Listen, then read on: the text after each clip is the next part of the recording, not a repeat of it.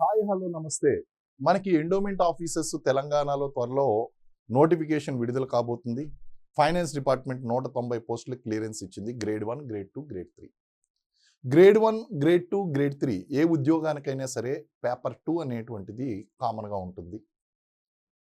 ఈ యొక్క temple system ఏదైతే ఉందో హిందూ ధర్మతత్వం దేవాలయ వ్యవస్థ అనేటువంటి పేపరు అందరూ కూడా చదవలసినటువంటి పుస్తకం. దీనికి సంబంధించి మనకి టీఎస్పిఎస్సికి ఏపీపీఎస్సికి కామన్గా ఒక పుస్తకం అనేటువంటిది రాయడం జరిగింది. అఫీషియల్గా ఎటువంటి సిలబస్ ప్రస్తుతానికి రిలీజ్ కాలేదు. అలాగని చెప్పి మీరు సమయం వృధా చేసుకోకుండా అక్కడ పేపర్ 2 ఏదైతే ఉందో కామన్గా వాటిని ఇప్పటి నుంచి కూడా కొనుక్కుని చదువుకోవడం చాలా ఇంపార్టెంట్. ఎందుకంటే ఇందులో ఉన్నటువంటిది కనీసం ఒక 70%, 80% ఆర్ 90% అదృష్టవంతులు అయితే 100% సేమ్ సిలబస్ ఉండేటువంటి అవకాశం ఉంది. కాబట్టి బుక్ కొనుక్కొని చదువుకోవాల్సినటువంటి అవసరం ఉందండి. దీనికి సంబంధించి మన మేజర్స్ పబ్లికేషన్లో డాక్టర్ జీవీఎల్ విజయ్ కుమార్ మరియు డాక్టర్ జి వెంకటలక్ష్మి వీరిద్దరూ రాసినటువంటి పుస్తకం మీకు అందుబాటులో తీసుకురావడం జరిగింది. డాక్టర్ జీవీఎల్ విజయ్ కుమార్ గారు ఆయన పిహెచ్డి తెలుగు లిటరేచర్లో పిహెచ్డి చేశారు. రామాయణ మహాభారత కావ్యాల గురించి బాగా పరిశోధనలు చేశారు. వాటితో పాటు ఆయన ఈనాడు కాలమిస్టు, అదేవిధంగా మైన్స్ అండ్ జియాలజీ డిపార్ట్మెంట్లో అసిస్టెంట్ డైరెక్టర్గా పనిచేస్తున్నారు. ఆయన యొక్క క్వాలిఫికేషన్ కనుక చూసుకున్నట్లయితే MA, bachelor of communication and journalism, PhD in Telugu and UGC JRF NET awardee కూడా ఆయన అయి ఉన్నారండి. అదేవిధంగా ఆయన స్పెషలైజేషన్ ఏంటంటే Andhra history culture, MA gold medalist and MA Telugu Osmania అనమాట. అలాగే డాక్టర్ జి వెంకటలక్ష్మి మేడం గారు కనుక చూస్తే she assistant professor in Telugu డిపార్ట్మెంట్లో ఎంఏ బిఈడి ఎంఫిల్ పిహెచ్డి చేశారు. అదేవిధంగా బిఏ తెలుగు ఎంఏ తెలుగులో ఉస్మానియా యూనివర్సిటీ నుంచి గోల్డ్ మెడల్ తీసుకున్నారండి. సో వీరు రచించినటువంటి పుస్తకం మన మేజర్స్ పబ్లికేషన్లో రిలీజ్ చేయడం అనేటువంటిది అందుబాటులో తీసుకురావడం జరిగిందండి. ఈ పుస్తకం కనుక మనకి రచయితలు చాలా క్లియర్గా ఇచ్చానండి. ఇది మనకి ఎండోమెంట్ ఆఫీసర్ గ్రేడ్ 3కి, గ్రేడ్ 1కి, గ్రేడ్ 2కి, అలాగే అసిస్టెంట్ కమిషనర్కి ఎండోమెంట్ డిపార్ట్మెంట్లో ఏ ఉద్యోగాలు ఉన్నా సరే ఈ పుస్తకం సరిపోయే విధంగా ఈ పుస్తకాన్ని రచించడం అనేటువంటిది జరిగిందండి. అలాగే మనకి ఇది కేవలం 399 అంటే 400 రూపీస్కే అందుబాటులోకి తీసుకురావడం అనేటువంటిది జరిగింది. దీని యొక్క సిలబస్ కనుక మీరు చూసినట్లయితే రామాయణంలో ఉన్నటువంటి రామాయణం ఆది కావ్యం అందులో ఉన్నటువంటి కాండలు ఏదైతే ఉన్నాయో ఆ కాండలన్నిటి గురించి కూడా ఇక్కడ చెప్పడం సిలబస్లో ఇవ్వడం జరిగింది. అలాగే quick revision, reference material, practice paper కూడా ఇవ్వడం జరిగిందండి. మహాభారతం మౌలిక అవగాహన పరిచయం ఇందులో కూడా రెఫరెన్స్ మెటీరియల్, ప్రాక్టీస్ పేపరు, అలాగే అందులో ఉన్నటువంటి 18 పర్వాలు, అలాగే 30 పురాతన ప్రదేశాల యొక్క జాబితా, రెఫరెన్స్ మెటీరియల్, 100 మంది కౌరవుల యొక్క పేర్లు, ప్రాక్టీస్ పేపర్ ఇవ్వడం అనేటువంటి జరిగింది. నెక్స్ట్ భాగవతంలో ఉన్నటువంటి పాత్రలు, ప్రదేశాలు స్కందాల వారీగా. సో కాండలు, పర్వాలు, స్కందాలు, రామాయణం, మహాభారతం, భాగవతం సిలబస్లో అంతర్భాగం అనమాట. చాలా డీటెయిల్గా ఇవ్వడం జరిగింది. ఇదంతా కూడా మీకు అది ఏదైతే ఉందో సిలబస్ ఆ ఇండెక్స్ అనేటువంటిది ఇక్కడ పెట్టారు.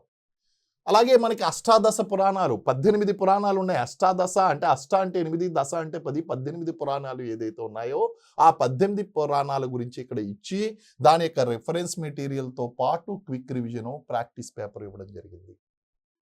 4వది మనకి వివిధ ఆగమ సాంప్రదాయాలు ఉన్నాయి. హిందూ ధర్మ వ్యవస్థలో మనకి హిందూ శాస్త్రాల్లో ఉన్నటువంటి దేవాలయ ఆగమాలు, ఆగమ సాంప్రదాయాలు ఉన్నాయి. శైవం, వైఖానసన ఆగమం, పంచరాత్ర ఆగమం, పాంచరాత్ర ఆగమం, చాత్తాడ శ్రీ వైష్ణవం, శైవం, పంచరామాలు, స్మార్తం, ఆది శైవం, వీరశైవం, కాపాలికులు, జంగమ, శక్తి ఆరాధన, అలాగే శాక్తేయం, మాతృదేవత, అమ్మతల్లి ఆరాధన, శక్తిపీఠాలు, అష్టాదశ శక్తిపీఠాలు, రిఫరెన్స్ ఇవన్నీ కూడా ఇవ్వడం జరిగింది. దాంతోపాటు ఎక్స్ట్రా రిఫరెన్స్ మెటీరియల్తో పాటు క్విక్ రివిజను, అలాగే ప్రాక్టీస్ పేపర్ కూడా ఇవ్వడం జరిగిందండి. సో ఇవి చాలా ఇంపార్టెంట్ చాప్టర్. అలాగే హిందువుల యొక్క పండుగలు, హిందువులు అంటే భారతదేశంలో హిందువులు జరుపుకునేటువంటి పండుగలన్నీ కూడా ఇక్కడ సిలబస్లో ఇవ్వడం జరిగింది. వైదిక సంస్కృతి లేదా వేద సంస్కృతి అంటే వైదిక సంస్కృతిలో వేదాలు, ఆ వేదాల్లో ఉండేటువంటి యజ్ఞం ఎలా జరిగేది, యజ్ఞంకి ఎలాగ ఏర్పాట్లు చేయాలి, వేదాలు ఏంటి, యజ్ఞ నిర్వహణ విధానం ఏంటి, ఋగ్వేదం, సామవేదం, అధర్వణ వేదం వీటన్నిటి గురించి కూడా మనకు అక్కడ క్లియర్గా చెప్పడం అనేటువంటిది జరిగింది. నెక్స్ట్ సమీతాలు, అరణ్యకాలు, వేదాంగాలు, ఉపనిషత్తులు, అలాగే ఉపవేదాలు, వేదాలు, స్మృతులు, ఆశ్రమ ధర్మాలు, వీటన్నిటి గురించి ఇందులో చాలా క్లియర్గా ఇవ్వడం జరిగిందండి. ఇవి చదువుకుంటే మీకు ఏపీలో ఇచ్చినటువంటి పేపర్లు ఏదైతే ఉన్నాయో అందులో ఏపీలో ఇచ్చినటువంటి మ్యాక్సిమం క్వశ్చన్స్ వచ్చినాయి. అలాగే మొట్టమొదటిసారి ఈ వీడియో చూస్తున్నటువంటి వాళ్ళు సబ్స్క్రైబ్ చేసుకోండి. దీని గురించి గైడెన్స్ కావాలి అనుకుంటున్నటువంటి వారు కూడా సబ్స్క్రైబ్ చేసుకోండి.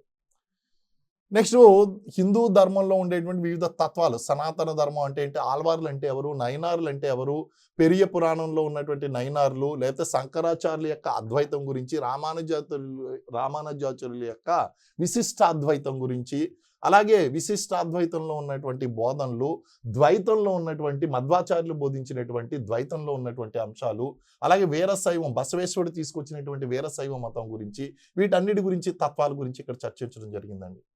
అలాగే హిందూ కుటుంబ వ్యవస్థ, హిందూ కుటుంబ నిర్మాణం ఎలా ఉండాలి, కుటుంబ వ్యవస్థ ఏంటి, ఇవన్నీ కూడా మీరు సోషాలజీలో కూడా జరుగుతారు. ముఖ్యంగా మితాక్షర ధర్మం అంటే ఏంటి, దయాభాగ ధర్మం అంటే ఏంటి, school of దయాభాగ, school of Mitakshara అనేటువంటిది. తండ్రి ఆస్తికి కొడుకు వారసుడా, లేదా తండ్రి ఆస్తికి మనవడు వారసుడా అనేటువంటిది ఇక్కడ ఎప్పుడు కూడా మనకి ఈ యొక్క దయాభాగ, మితాక్షర అనేటువంటి సాంప్రదాయాలను బట్టి ఉంటుంది. అలాగే దత్తత తీసుకునేటువంటి విధానాలు, ఉమ్మడి కుటుంబ వ్యవస్థ, వీటన్నిటి గురించి కూడా ఇందులో ఇవ్వడం జరిగింది. కొంత సోషియాలజీ కూడా ఇందులో ఉందన్నమాట. అలాగే చారిటబుల్ సంస్థల యొక్క ఆదాయ వనరులు ఎలా వస్తాయి, వాటిని ఎలా నిర్వహించాలి, నిధులు పంపిణీ ఏంటి, ఆ యొక్క సెక్షన్ 57, 58, 59, 60 వీటన్నిటి గురించి, అర్చక సంక్షేమ నిధి గురించి, వీటన్నిటి గురించి ఇవ్వడం జరిగింది. అలాగే కార్యనిర్వహణ అధికారి యొక్క విధులు గురించి కూడా చర్చించడం జరిగిందండి. సో భూ రికార్డులకు సంబంధించి, దేవాదాయ సంస్థలకు సంబంధించి, దేవాలయాలు ఏదైతే ఉన్నాయో వాటి అన్నిటికీ సంబంధించినటువంటి భూములు ఉంటాయి. ఆ భూ రికార్డులు ఎలా నిర్వహించాలి, అందులో ఉన్నటువంటి సెక్షన్ 75 దగ్గర నుంచి సెక్షన్ 85 వరకు, 86 వరకు ఉన్నటువంటి వివిధ అంశాలన్నీ కూడా ఇందులో చర్చించడం అనేటువంటిది జరిగింది. దాంతోపాటు ఎక్స్పెక్టెడ్ క్వశ్చన్స్, అలాగే కొన్ని ముఖ్యమైనటువంటి అంశాలు, అలాగే ఆంధ్రాలో జరిగినటువంటి క్వశ్చన్ పేపర్ కూడా ఇక్కడ ఇవ్వడం అనేటువంటిది జరిగింది మీకు రిఫరెన్స్ కోసం. ఇది అద్భుతమైనటువంటి పుస్తకం అండి. ఈ పుస్తకం కావాలి అని కోరుకునేటువంటి వాళ్ళు ఎవరైతే ఉన్నారో, మీరు తెలంగాణ, ఆంధ్రాలో ఉన్నటువంటి ఏ బుక్ షాప్లోకి వెళ్ళినా సరే ఈ పుస్తకం దొరుకుతుంది. ఒకవేళ మీరు అందుబాటులో లేకపోయినట్లయితే, ఈ పుస్తకం మీకు అందుబాటులో లేకపోయినట్లయితే ఈ స్క్రీన్ పై ఉన్నటువంటి నెంబర్కి వాట్సాప్ చేస్తే నేనే ఆ పుస్తకం మీకు పోస్ట్లో పంపిస్తాను. అయితే మీకు నేను ఇచ్చేటువంటి అవకాశం ఏంటంటే, సాధారణంగా పోస్ట్లో పంపించాలంటే 50 రూపాయల నుంచి 100 రూపాయల ఖర్చు అవుతుంది. ఆ ఖర్చు మీకు డిస్కౌంట్గా ఇస్తాను. మీకు ఎంఆర్పీకే పోస్ట్లో పంపిస్తాను. అంటే 400 రూపీస్ పంపిస్తే ఈ పుస్తకం అనేటువంటిది మీ ఇంటికే నేను పంపిస్తాను. కాబట్టి ఈ పుస్తకం కావాలనుకునేటువంటి వాళ్ళు 400 రూపీస్ ఈ నెంబర్కి, ఈ స్క్రీన్ పై ఉన్నటువంటి నెంబర్కి మీరు ఫోన్పే చేసి, అడ్రస్ కూడా ఫోన్పేలోనే వివరంగా పెట్టినట్లయితే, including pin code and phone number, book name పెట్టినట్లయితే అడ్రస్తో సహా మీకు ఇంటికే నేను పోస్ట్లో పంపిస్తాను. ఒక 10 నుంచి 15 రోజుల సమయం పడుతుంది. సో ఆ విధంగా మీరు ఈ పుస్తకాన్ని అందుబాటులో తీసుకోవచ్చు. ఇప్పటి నుంచి కూడా ప్రిపరేషన్ అనేటువంటి ప్రారంభించండి. Thank you very much. జై హింద్.